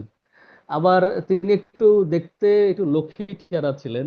আপনার নিশ্চয়ই লক্ষ্মী চেহারার ব্যাপারটা বুঝতে পারি যে কারো চোখ দুটো যদি দুটো ডিরেকশনে থাকে সেটাকে লক্ষ্মী চেহারা বলে আমরা সম্বোধন করি। তো তিনি ক্লাসে বলতেন, আমি তো লক্ষ্মী চেহারা, যে কোথাও তাকালে মানুষ মনে করবে এদিকেও তাকাচ্ছি ওই দিকেও তাকাচ্ছি।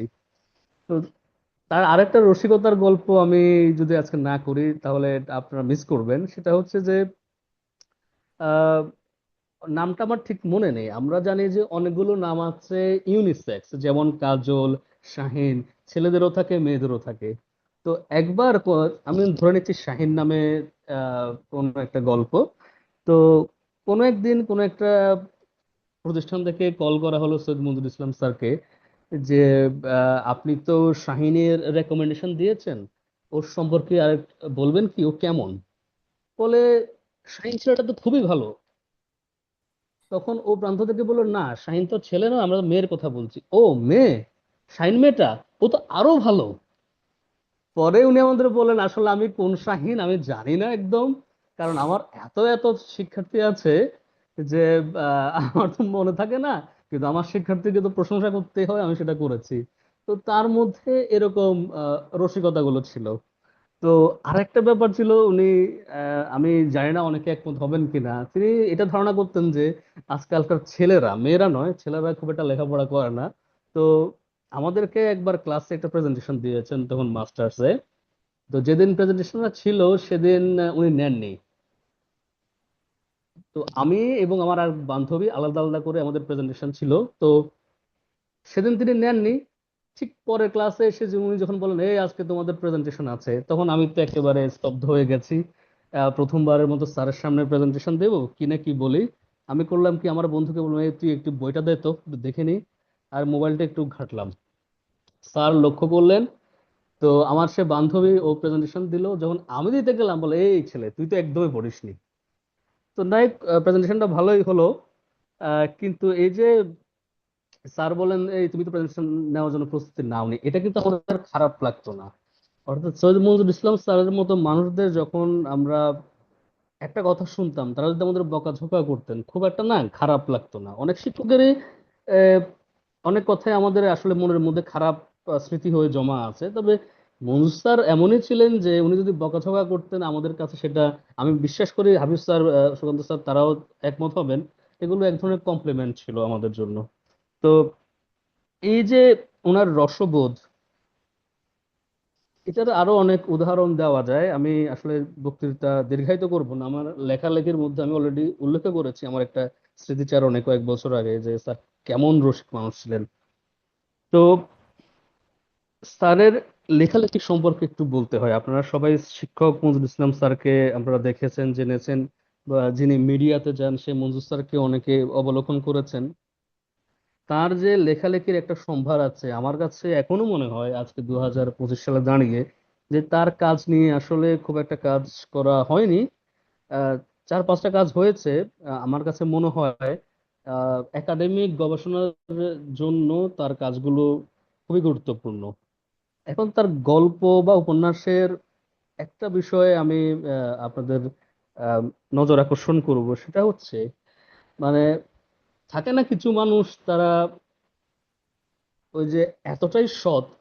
হাবিব স্যার তার সততার গল্প বললেন, উনি এতটাই সৎ, ওনার যে ক্লাসে তিনি যেভাবে কথা বলেন, বা টক শোতে তিনি যেভাবে কথা বলেন, বা বৈঠকি আড্ডা তিনি যেভাবে কথা বলেন, তার গল্পের ভিতরে না আমি সে মনিরুল ইসলাম স্যারকে খুঁজে পাই।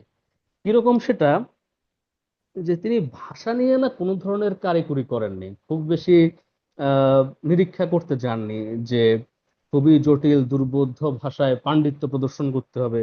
কুইন্স ইউনিভার্সিটির একজন শিক্ষক, ইংরেজি সাহিত্যের একজন শিক্ষক, বিশ্ব সাহিত্যের একজন শিক্ষক, তিনি চাইলেই কিন্তু তার ভাষা নিয়ে একেবারে যেটাকে বলে নানাবিধ নিরীক্ষা করতে পারতেন। তবে তার লেখার মধ্যে আমরা একটা সহজতা পাই, এবং সহজ জিনিসটা যে কত সুন্দর হতে পারে আমি নিশ্চিত ওনার লেখা পড়লে আমরা সবাই সেটার একটা পুলক খুঁজে পাবো। তার প্রতিটা গল্পের বইয়ের শিরোনাম ছিল গল্প।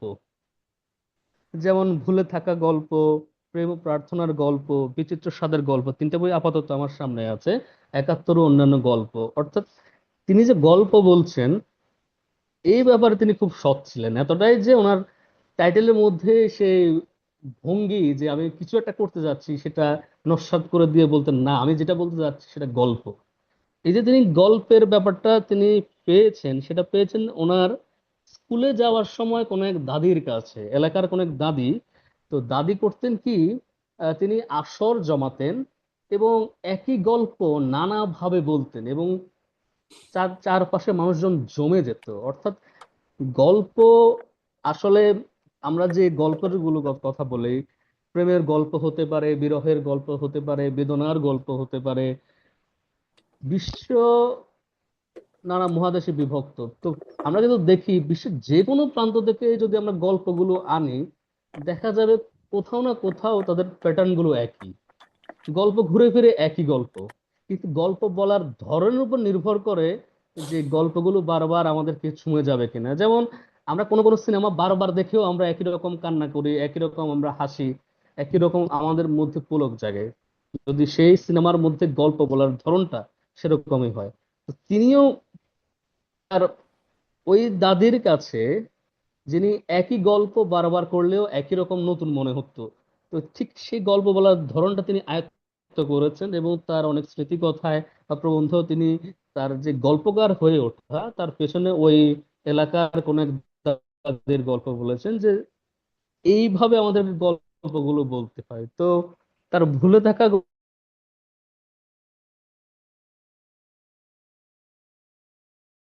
সারথী গল্প খুঁজে পাই। আমি যে গ্যাব্রিয়েল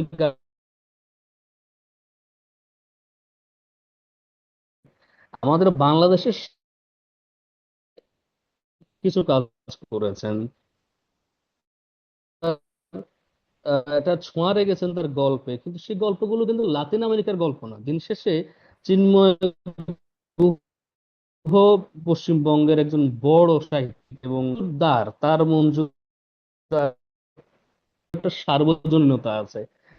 আর যে প্রান্তজনের কথা আমরা ভুলে যাই, যে প্রান্তিক মানুষের কথা ভুলে যাই, সে মানুষগুলোকে তিনি বারবার তুলে এনেছেন। বিশেষ করে আমি শকুনের ডানা ওনার একটা উপন্যাস, এটা সম্ভবত তার সর্বশেষ উপন্যাস। আমি এটা নিয়ে দুটো কাজ করেছি। 2024 সালে কি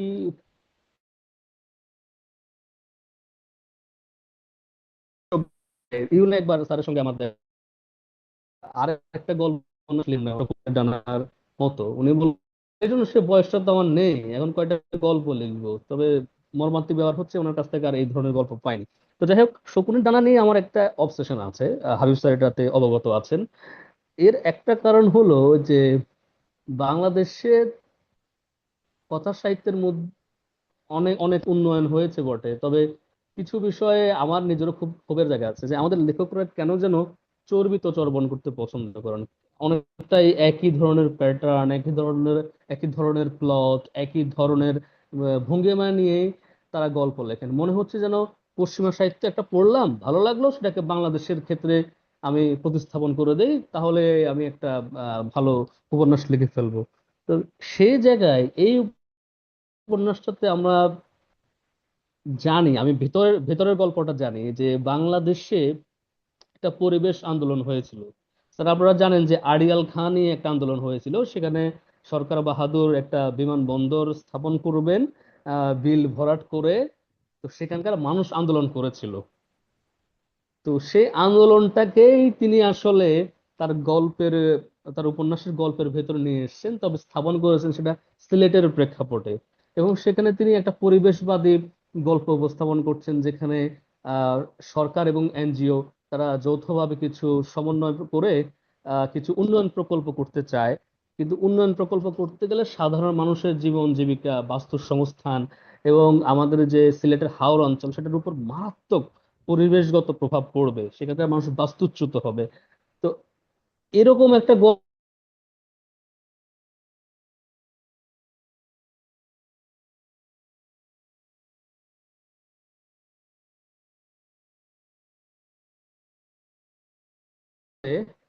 এরকম একটা কাণ্ড ঘটাবেন যে বাংলাদেশের পরিবেশবাদী আন্দোলনকে তিনি সামনে তুলে ধরবেন, এবং সেখানে নারীর ভূমিকাকে তিনি তুলে ধরবেন।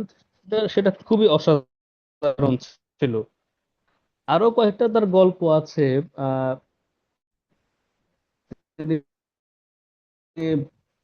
তার গল্প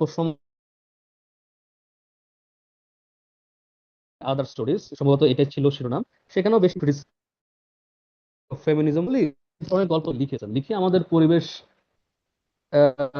পরিবেশ দূষণ, পরিবেশের ক্ষয়ক্ষতি, ক্লাইমেট চেঞ্জ, এই ব্যাপারগুলোকে তিনি কিন্তু তুলে ধরেছেন, যেটা আমি বাংলাদেশের সাহিত্যে এখনো আমি দাবি করতে পারি খুব একটা খুঁজে পাইনি। তো এতটাই আধুনিক ছিলেন যে তিনি যখন সেই 80-র দশকে এসেছেন বাংলাদেশে কানাডা থেকে, তিনি অলস দিনে হাওয়া বলে একটি কলাম লিখতেন, আমরা এর সম্পর্কে শুনেছি। অলস দিনে হাওয়া তিনি লিখতেন এবং সেটা নামটা করেছেন রবীন্দ্রনাথ ঠাকুর। তো সেটার গুরুত্ব এখানে যে ওই যে বললাম যে বাংলাদেশের সাহিত্য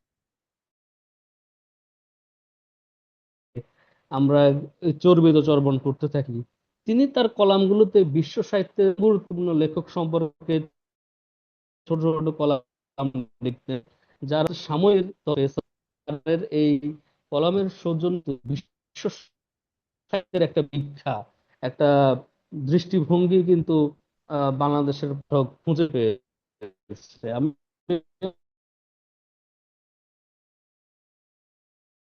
কলমের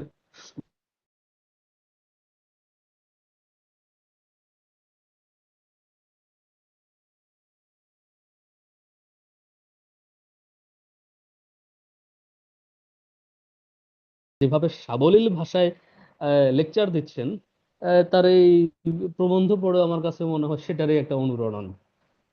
তিনি একেবারে পাণ্ডিত্য বিষয়টাকে ভুলে থাকার মধ্যে তার পাণ্ডিত্যের সবচেয়ে বড় কারিশমা ছিল। তিনি তার পাণ্ডিত্যকে লুকাতে পারতেন। আহ যাই হোক, আজকে আমি আর খুব বেশি বলবো না। আমার কাছে মনে হয় আমি শেষ যে কথাটা আমি বলতে পারি সেটা হচ্ছে যে আমাদের দেশের একটা সমস্যা আছে যে আমরা কেউ জনপ্রিয় হয়ে গেলে তাকে সস্তা মনে করি। যেমন হুমায়ুন আহমেদকে শুধু এই কারণে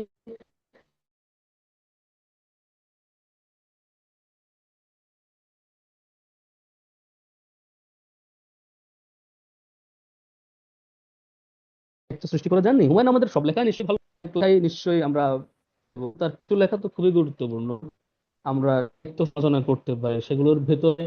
আমরা আমাদের দেশ, আমাদের রাষ্ট্র হয়েছে এক ধরনের সমালোচনামূলক ঔন্নাসিকতা। আমার দৃঢ় বিশ্বাস যে স্যারের গল্পগুলোতে, স্যারের উপন্যাসগুলোতে আহ, কিছু আছে। আমরা ক্রিটিক্যাল সমালোচনা নিয়ে অগ্রসর হই, স্যারের গল্পগুলোকে স্টাডি করার চেষ্টা করি, আমার কাছে মনে হয় আমরা কিছু না কিছু বিষয় খুঁজে পাবো যেটা ইউনিক, যেটা এখনো, যেটাকে ইংলিশে বলে আন্ডার এক্সপ্লোরড আছে। তো আমাদের যারা শিক্ষার্থীরা যারা আমাকে শুনছেন, যারা ভবিষ্যতের সমালোচনা কাজে লিপ্ত হবেন অনেকেই, লেখালেখির কাজে, তাদের একটাই কাজ হতে পারে যে মঞ্জু স্যারের গল্প নিজে এখন বলতে পারে হাইড্রোক্রিটিক্যাল একটা অ্যানালিসিস করবো ওনার কিছু শর্ট স্টোরি নিয়ে, এরকম একটা ইচ্ছে আমার আছে। কারণ আমার কাছে মনে হচ্ছে এগুলো আসলে গুরুত্বপূর্ণ। আমার শিক্ষক বলে নয়, কারণ তিনি এখন চলে গেছেন। তিনি আমার এই লেখাগুলো পড়ে খুশি হবেন, তারপর আমার জন্য আমার উপকারী ভূমিকা অবতীর্ণ হবেন তেমন তো কিছু নেই। তিনি এসবের জীবনের হিসেব চুকিয়ে চলে গেছেন। কিন্তু আমার কাছে মনে হয় সত্যিকার অর্থে গল্পগুলো ইউনিক এবং সেগুলো নিয়ে একাডেমিক বলে কাজ করা খুবই দরকার। তো এই বলে আমি আমার বক্তৃতা শেষ করছি। আশা করছি স্যার, তার গল্প, তার অসংখ্য অসংখ্য স্মৃতি, তার ব্যক্তিত্ব, তার পাণ্ডিত্য সবকিছু নিয়ে আমাদের মধ্যে চিরঞ্জীব হয়ে থাকবেন। এবং যেটা অনেকের ক্ষেত্রে বলা হয়, তার ক্ষেত্রে আমি বলবো যে জীবিত সৈয়দ মঞ্জুর ইসলামের তুলনায় মৃত সৈয়দ মঞ্জুর ইসলাম আরো অনেক বেশি প্রাসঙ্গিক হয়ে উঠবেন আমাদের, অন্তত বাংলাদেশের পরিপ্রেক্ষিতে। আহ শেষ করব চিন্ময় গুহের আরো একটা অবলোকন দিয়ে যে চিন্ময় গুহ, আমরা জানি যে যারা জানি আর কি, যে তিনি ফ্রান্সের সর্বোচ্চ পুরস্কার পেয়েছেন। তিনি পশ্চিম বাংলা তথা ভারতবর্ষের বা উপমহাদেশের সবচাইতে চমৎকার সাহিত্য সমালোচক শিক্ষকদের মধ্যে অন্যতম। কিন্তু তিনি বলেছেন মঞ্জুদার অর্ধেক হতে পারলেও আমার জীবনটা সার্থক হয়ে যেত। তো এটার মধ্যে বিনয় হয়তো আছে, কিন্তু একজন বাংলাদেশী বাঙালি হিসেবে এটা আমার কাছে, বিশেষ করে তার প্রাক্তন ছাত্র হিসেবে, এটা খুবই গৌরবের যে তিনি একটা বড় সন্ট পেয়ে গেলেন আমাদের এখনকার জীবন্ত একজন কিংবদন্তির কাছ থেকে। হয়তো আমরা স্যারকে পুরোটা এখনো আবিষ্কার করতে পারিনি। ভবিষ্যতে তার লেখালেখি, তার কথাবার্তা, তার প্রত্যেকটা বিষয় নিয়ে আমরা যদি গবেষণায় লিপ্ত হই, তাহলে হয়তো ওনাকে পূর্ণাঙ্গভাবে জানা সম্ভব হবে। তো সেই প্রত্যাশা রেখে আমার বক্তৃতা শেষ করছি। সবাইকে ধন্যবাদ। ধন্যবাদ স্যারকে স্যারের মূল্যবান বক্তব্য প্রদানের জন্য। এ পর্যায়ে আলামিন ভাইকে অনুরোধ করব। আচ্ছা, আলামিন শুরু করার আগে আমি একটু বলি লিটনকে। আহ, লিটন অসাধারণ বলেছে, এবং আমরা এখানে যে কয়জন আছি তার মধ্যে স্যারকে মিনিংফুলি বাঁচিয়ে রাখার জন্য যে কাজ হয়েছে সেটা লিটন করেছেন। আম, আমাদের আর্টস ফ্যাকাল্টি প্রথম যে সংখ্যা, আমি সম্পাদক হিসেবে কাজ করেছি, ফখরুল স্যার ছিলেন, এবং লিটনের শকুনের ডানা নিয়ে মঞ্জুরুল ইসলাম স্যারের শকুনের ডানার উপরে যে কাজটি, খুব ভালো মানের একজন রিভিউয়ার সেটি রিভিউ করেছিলেন। তো আমাদের এখানে যারা আমরা আছি, আমাদের যদি আগ্রহ থাকে, অনলাইনে সে লেখাটি আছে, বা আমাদের আর্টস ফ্যাকাল্টির জার্নাল আমাদের বিভাগেও আছে। আমরা সংগ্রহ করে সেটা পড়ে নিতে পারি। আমি ওই লেখাটি 3বার পড়েছিলাম, সম্পাদনার অংশ হিসেবে 2বার, এরপরে প্রকাশিত হবার পরে আরো একবার। খুব ভালো একটি লেখা। এই এই এই ধরনের লেখা পড়লে অনেকগুলো অ্যাঙ্গেল বের হয়ে যায় একজন লেখককে জানা, এবং তার সম্পর্কে ব্যবহৃত যে তত্ত্বগুলো বা সেকেন্ডারি লিটারেচার বা গবেষণার যে অন্যান্য প্রবন্ধগুলো, বিবলিওগ্রাফি দেখলে, তো সেটা খুব কাজের হবে। কারণ বাংলাদেশে যে অল্প কয়েকজন মানুষ মঞ্জুর স্যারকে নিয়ে কাজ করেছেন, তার মধ্যে লিটন একজন, এবং আলামিন এখন শিক্ষকতা করছে, এবং আমরা অনেকে এখানে শিক্ষক আছি বা ভবিষ্যতের শিক্ষক। আমাদের নিজেদের ক্ষুদ্র ক্ষুদ্র প্রচেষ্টায়, আমাদের কারিকুলামে, আমাদের গবেষণায় আমরা স্যারকে যুক্ত করব। ধন্যবাদ।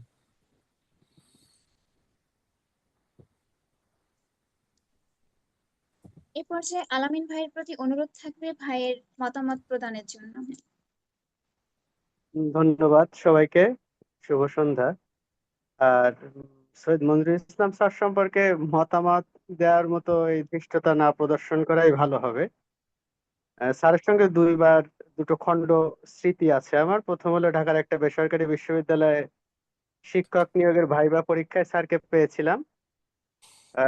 চাকরিটা হয়েছিল, কিন্তু নানান বাস্তবতায় যোগদান করতে পারিনি। এটা একটা। তো আর এরপরে প্রকাশনার সঙ্গে ন্যূনতম ছোটখাটো একটু যোগাযোগ থাকার ফলে একজনের বইয়ের ভূমিকা স্যার লিখে দিয়েছিলেন।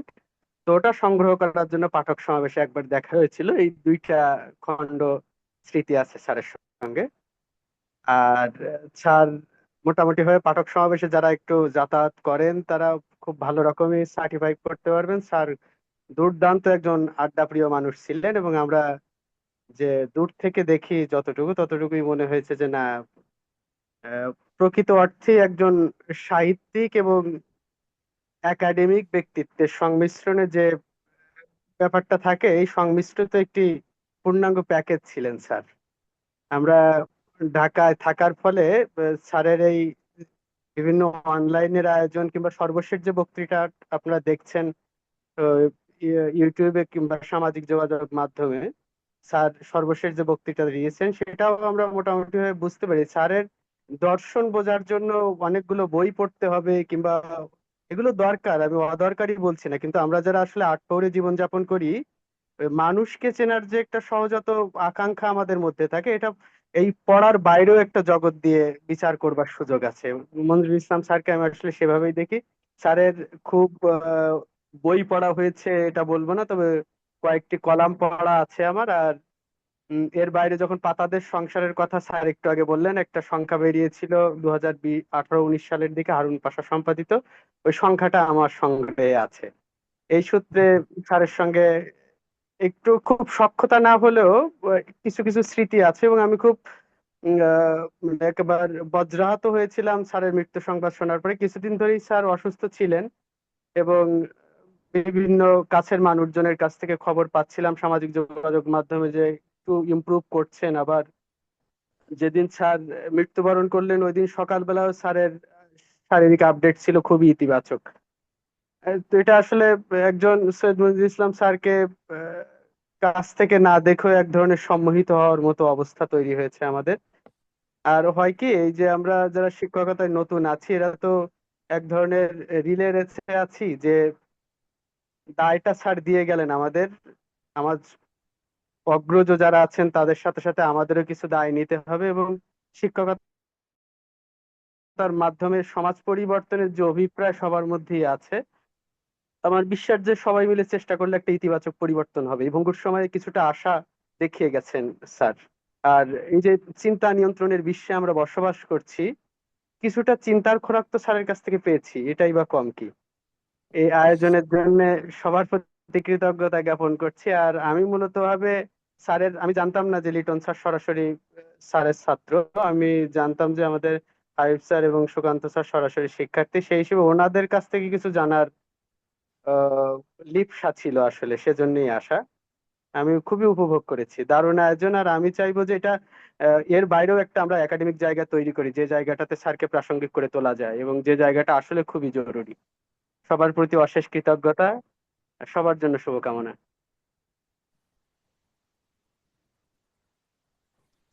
ধন্যবাদ ভাইকে। পর্যায়ে শিক্ষার্থীদের প্রতি অনুরোধ থাকবে, আপনারা যদি কেহ কিছু বলতে আগ্রহী থাকেন অথবা কোনো প্রশ্ন থাকে।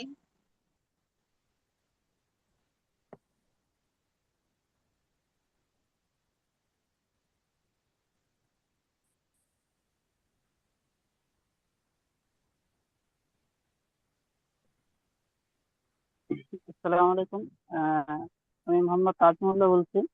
তো আমার প্রশ্নটা হলো আহ, আহ, আহ, জনাব লিটন স্যারের কাছে, যে স্যার একটা লাস্টে একটা লাইন বলছিলেন সে, আর একটা উপন্যাস নাকি পড়ার জন্য যেন আমাদের নতুন শিক্ষার্থীদেরকে উপদেশ দিয়েছিলেন। তো সেটা আমি নোট করতে পারিনি, দুঃখিত। তো আমি চাচ্ছি যে সেটা আমি জানার জন্য।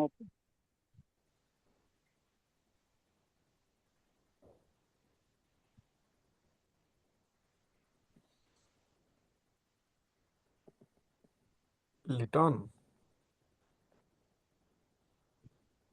স্যার স্যার জবাব কমেন্টে দিয়েছেন, বলে দিয়েছেন। শকুনের ডানা স্যার জবাব দিয়েছেন। আচ্ছা লিখিত ও, ভাবে। হ্যাঁ, আচ্ছা আচ্ছা আচ্ছা। উম, ধন্যবাদ তাকে। আর এটা নিয়ে তোমার লিটন স্যারের লেখাটি তোমরা আমাদের সেমিনার লাইব্রেরিতে আমাদের বিশ্ববিদ্যালয়ের আর্টস ফ্যাকাল্টির জার্নালে পাবে। এবং লিটন স্যারের আরো একটি লেখা আছে, দুটো লেখাই তোমরা অনলাইনেও পেতে পারো। রিসার্চ গেটে স্যারের যে প্রোফাইল আছে সেখানে খুঁজলেই, অথবা স্যারের সাথে যোগাযোগ করেও পেতে পারো। স্যার, একটা কথা আমি বলতে ভুলে গেছি, স্যার কিন্তু যারা লেখালেখি করতেন, তরুণ লেখক যারা, তাদেরকে নানান ভাবে সহযোগিতা করতেন, নানান ভাবে। এবং এই যে হারুন পাশার কথা বলা হলো, উনি মানে এক্ষেত্রে যে কোনো মানে প্রতিষ্ঠানের পরিচয়, শ্রেণী পরিচয় এসব ঊর্ধ্বে অনেক বিশ্ববিদ্যালয়ে অনেক শিক্ষার্থী স্যারকে প্রচন্ড ভালোবাসতেন, যারা বিশেষ করে সাংবাদিকতা এবং লেখালেখির সাথে যুক্ত ছিলেন। আর একটা প্রশ্ন ছিল জনাব হাবিবুর রহমান স্যারের কাছে, যে স্যার সৈয়দ মনজুরুল ইসলাম স্যারের ক্ষেত্রে একটা শব্দ ব্যবহার করেছিলেন, যে মনিকা জিনিসটা সবার ভিতরে হয় না, শুধুমাত্র স্যারের ভিতরে আমি পেয়েছিলাম কি, এমন একটা আর কি বাক্য। তো এই যেটা মনিকা না, এমন একটা শব্দ স্যার ব্যবহার করেছিলেন। আমি এটার অর্থ আর কি জানি না আর কি, মানে এটার রিয়েল হ্যাঁ, এটার আসল। এটার ইয়ে হলো MONIKER।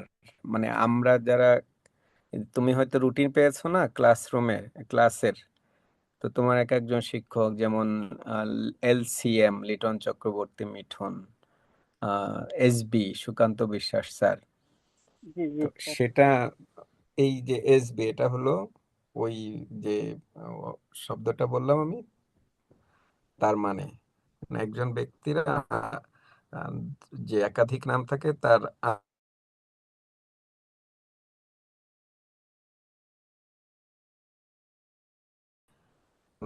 আমাদের থেকে ওই পর্যায়ে কি নিয়ে যেতে পারি, কেন না কেন পারেন কিছু কিছু মানুষ, যেমন সিরাজুল ইসলাম চৌধুরী স্যার, এর আগে আমাদের এরকম বাংলাদেশে তো এরকম মানুষ, এরকম ধারা আছেই।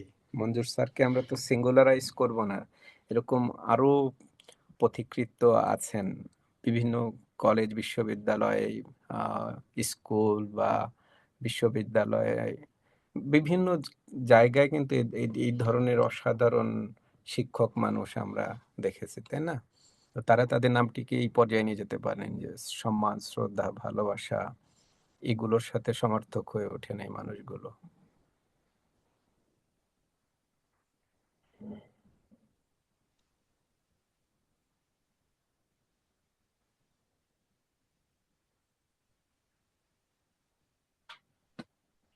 শিক্ষার্থীদের প্রতি দৃষ্টি আকর্ষণ করছি, আপনাদের যদি কোনো আলোচনা করার থেকে আপনারা করতে পারেন।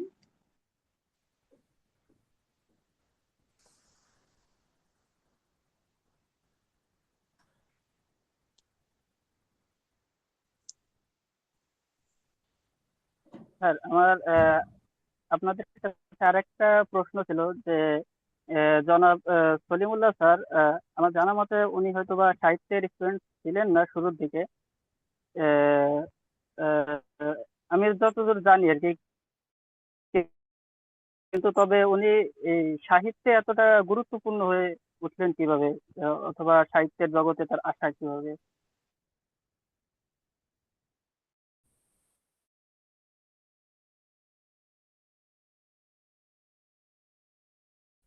ওই যে আমি বললাম, মানে এক একটা মানুষের যে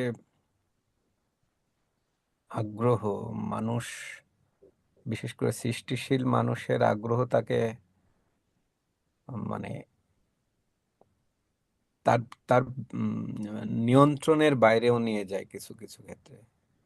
মঞ্জুর স্যার এই বয়সে কাজ করতেন, প্রত্যেকদিন রাত 1:30 1:30টার দিকে ঘুমোতেন এবং সব কাজ সময় মতো করতেন, অনেক কাজ করতেন। তো অবশ্যই পড়াশোনা প্রচুর পড়তে হয়। পড়াশোনা পড়াটাই হলো যে কোনো আমাদের যে 4টা স্কিল আছে, উম, মানে জ্ঞান অর্জনের সাথে বা আমাদের যোগাযোগের সাথে, আমাদের চিন্তা, যুক্তি, কাজকে অন্যের সাথে বিনিময় করার ক্ষেত্রে 4টা দক্ষতার কথা আমরা বলি না, ভাষিক দক্ষতা, শোনা, জি স্যার।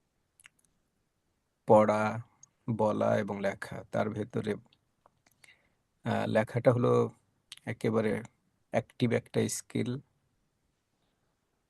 পড়াটাও একটা অ্যাক্টিভ স্কিল। যে যত বেশি পড়বে সে তত বেশি তার আগ্রহের জায়গাকে অন্য মাত্রায় নিয়ে যেতে পারবে। আমাদের সৌভাগ্য এটাই যে আমাদের কথা সাহিত্যে, কথা সাহিত্য বলি আর আমাদের সঙ্গীত বলি, এই জায়গাগুলোতে বাংলা সাহিত্য পড়া মানুষেরা না, বরং অন্য জায়গায় পড়া মানুষেরাই খুব অন্য জায়গা দখল করে আছেন।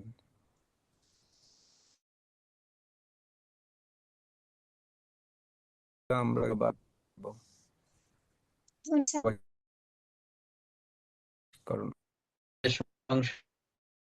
তারকে নিয়ে একটা সংখ্যা করেছিল 2022 সালে, খুব সম্ভবত 22 সালে। আর আর একটা আমার কাছে আছে যে গল্প পত্র, দেখা যাচ্ছে না ভালো হয়তো হ্যাঁ এরা